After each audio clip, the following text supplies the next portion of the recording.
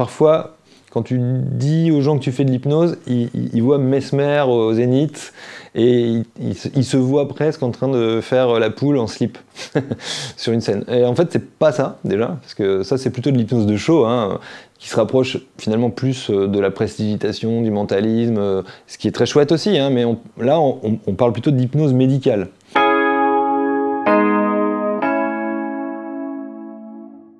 Ça fait une vingtaine d'années qu'on a une sacrée technologie d'exploration fonctionnelle du cerveau, et on sait qu'effectivement, quand tu imagines quelque chose, bah, ton cerveau, il croit que tu le fais vraiment.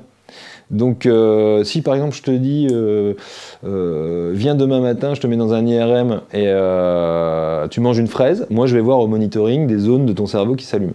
Et si je te demande de revenir la semaine d'après et je te remets dans l'IRM, je te dis maintenant imagine que tu es en train de manger une fraise, ben moi au monitoring je vais pas voir la différence. Donc ce que ça implique, c'est fabuleux, quoi, parce qu'en fait en termes de soins, en termes de mobilisation de ressources dont on peut avoir besoin parfois dans les épreuves, etc., pour apaiser ses angoisses, en fait l'hypnose c'est comme un pont vers les ressources qu'on a à l'intérieur de nous, hein, dans une espèce de royaume intérieur que parfois on a tendance à oublier.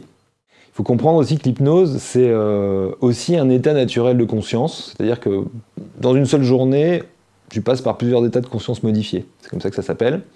Donc tu as, par exemple, le matin, t'es pas bien réveillé, donc tu es dans un état particulier de conscience, après tu prends un petit café, et donc avec la caféine, tu vas être un peu plus réveillé, un peu plus focus, et là tu pars travailler, donc tu vas avoir des tâches à faire sur lesquelles tu es concentré, donc là tu vas être encore dans un état modifié de conscience, après tu as la pause déj du midi, et puis après manger, tu sais que comme moi qu'il y a le creux postprandial où là tu as plutôt envie de buller. Donc quand tu bulles, tu es encore dans un état modifié de conscience. Donc naturellement, on est embarqué comme ça toute la journée dans des états modifiés de conscience. La nuit, le rêve, c'est aussi un état modifié de conscience d'ailleurs. Mais il y a une façon d'organiser ces voyages de l'esprit. C'est-à-dire qu'en fait, l'idée c'est que bah là, on les vit déjà, ces états modifiés de conscience, mais il y en a qu'on peut invoquer pour s'en servir quand on en a besoin. C'est-à-dire que quand tu vis une épreuve de vie, il y a des choses que tu te dis à toi-même qui peuvent accentuer la souffrance. Ça peut être, je sais pas, de la culpabilité, ça peut être un sentiment d'injustice, ça peut être un tas de choses, mais des choses qu'on se dit à soi-même et qui font partie d'un système de croyance qui, à un moment donné, est toxique pour nous. L'idée, quand tu vas pratiquer de l'hypnose avec quelqu'un, enfin moi c'est ce que je fais, c'est de l'hypnose de conversation plutôt, c'est comment je vais orienter les gens à changer leurs croyances. Ça ressemble un peu à de la manipulation d'ailleurs, parce que c'est ça en fait, mais on va dire que c'est de la manipulation thérapeutique, parce que quand tu vas chez ton ostéopathe par exemple, ça t'embête pas de te faire manipuler le corps. Là on va manipuler un peu l'esprit et les idées, pour essayer de faire que tout ce qui est toxique dans ce que la personne pense et dans la façon qu'elle a de rajouter de la souffrance à la souffrance, par exemple, on va essayer de le nettoyer un peu. Et on va essayer ensemble, de lui faire prendre conscience que les croyances auxquelles elle est fermement accrochée, parfois depuis longtemps, en fait, elles ne sont pas justifiées.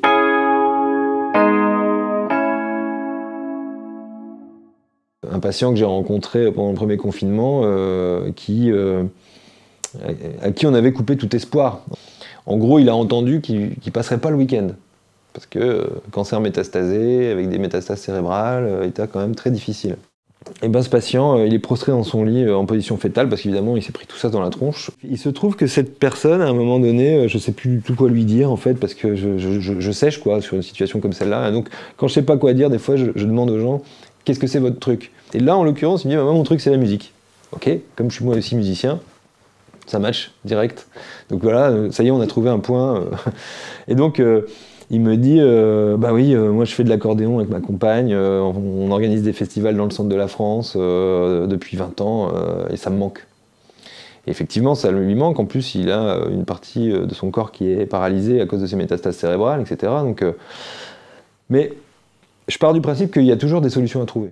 Donc je lui dis, mais si ça vous manque, tout bêtement, peut-être qu'on peut ramener votre accordéon, et puis peut-être que vous pouvez jouer dessus. Mais il dit, mais non, je suis paralysé du bras gauche et tout. Je dis, bah, écoutez, peut-être que vous pouvez vous coincer le bras gauche et puis jouer avec la main droite. Et là, je vois que, déjà, il est passé de position prostrée dans son lit à, il s'est assis sur le bord du lit et on discute. Et ça, en hypnose, quand même, on nous dit que souvent, ça signe quelque chose. C'est-à-dire qu'il y a quelque chose qui s'est passé, en fait. Il a changé de posture. Et au sens propre comme au figuré, quoi. Et en fait, Donc finalement, sa femme lui ramène son accordéon. La semaine d'après, je retourne le voir, j'entends qu'il y a de l'accordéon dans le service.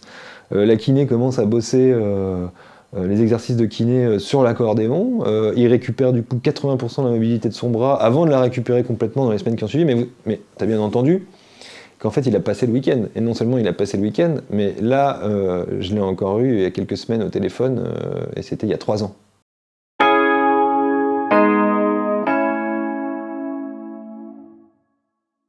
C'est très connecté, parce que ce sont deux activités de l'esprit qui parfois s'entrecroisent. La méditation est un état particulier de conscience, l'hypnose aussi. Parfois, en auto-hypnose, il y a des choses qui peuvent faire penser à la méditation. Donc il n'y a pas une différence fondamentale. Au contraire, l'hypnose et la méditation ont beaucoup de choses à se dire, hein. Quand tu es dans toi, en fait, que tu te recentres, comme en méditation ou en hypnose, eh ben, le temps s'arrête un peu. Et je crois que ça doit être quelque chose qui est un peu vital pour le cerveau, parce que parfois, tu sais, à force de fuser dans tous les sens, de penser à plein de trucs, tu sais qu'on a environ 60 000 pensées par jour. Alors, certains plus que d'autres, hein, et d'autres moins que d'autres, mais en moyenne. Et 60 000, c'est beaucoup quand même, hein. Et c'est peut-être trop, je sais pas, mais en tout cas, parfois quand ces pensées-là, c'est beaucoup des pensées anxieuses, et qu'en plus ça t'empêche de dormir, et qu'en plus des 60 000 pensées que tu as par jour, tu en as 60 000 la nuit parce que tu n'arrives pas à dormir, etc., au bout d'un moment, évidemment, que ton cerveau se retrouve en surchauffe, en surrégime, un peu comme un... Donc il faut savoir faire une espèce de reset, hein, je veux dire, et ce côté à stopper le temps que peut t'apporter la méditation, l'hypnose, etc., le fait de faire un pas de côté, en fait, tu vois, ce truc où t'as moins l'impression de subir ce que tu es en train de vivre, c'est très connecté, hein, ça, dans ces activités-là, hein. Donc je pense que... Moi, j'invite chacun à travailler ça comme s'il travaillait un sport, hein. L'activité spirituelle, qui est parfois synonyme de non-activité d'ailleurs, c'est aussi important que manger 5 fruits et légumes par jour.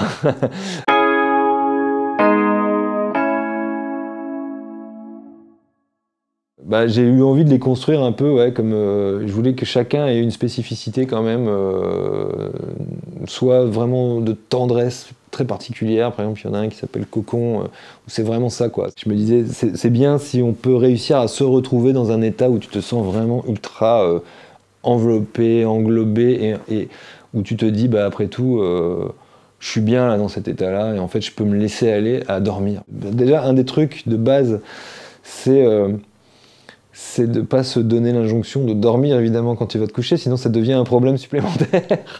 Ça paraît logique, hein, t'imagines. Moi, ça m'est déjà arrivé à moi aussi, hein, mais imagine, tu vois, tu dors et tu sais que tu as une grosse journée qui t'attend demain, donc tu vois, c'est toujours dans tes pensées. Et puis là, puis tu dis, mais il faut que je dorme, il faut absolument que je dorme. Donc là, évidemment que tu t'endors pas, parce qu'en fait, il y a une phrase que j'aime beaucoup aussi en hypnose qui dit... c'est en cessant de chercher ce qu'on ne trouvait pas qu'on finit par trouver ce qu'on ne cherchait plus. Et il y a un peu un truc de ça avec le sommeil, c'est-à-dire que là, les programmes par exemple, en l'occurrence, ça permet de faire une diversion. C'est pas un truc où on va te dire, bon maintenant il faut que tu dormes, hein. Mais en fait tu vas te faire un petit voyage un peu à la cool, et puis hop, le pendant de ce truc-là, c'est que bah, peut-être que tu vas devoir l'écouter plusieurs fois parce que la fin, tu l'entendras jamais. Tu vois, ça, j'aime bien penser ça. C'est-à-dire que, bah ouais, effectivement, peut-être que la fin, bah, j'espère que les gens qui vont l'écouter ne la connaîtront jamais.